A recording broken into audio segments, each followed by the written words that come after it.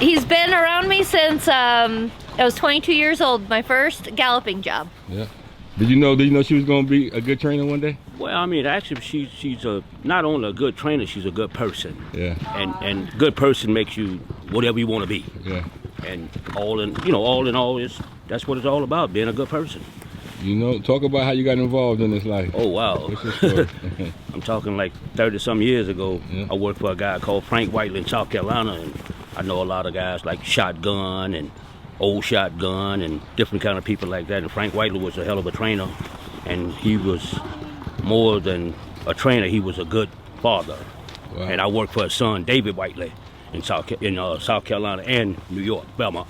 Wow, talk about the game back then. Wow, it was all different too. You rode a few horses, and you took pride in your job, and it was like everybody was together. Now it's all different, Yeah. as in working together and personality and all that kind of stuff.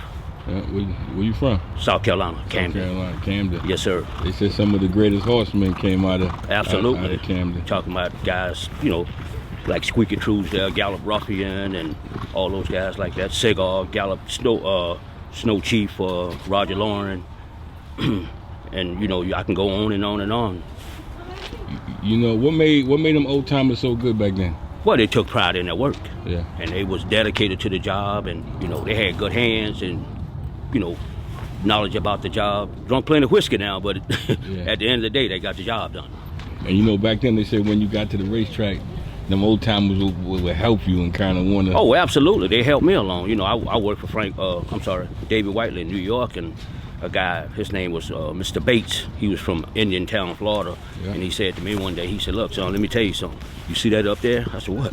He said, "That hay and straw." He said, "Look, when that hay and straw run out, you go up there and get some, because we're a team here. Yeah. And if you don't do it right, then you got to go."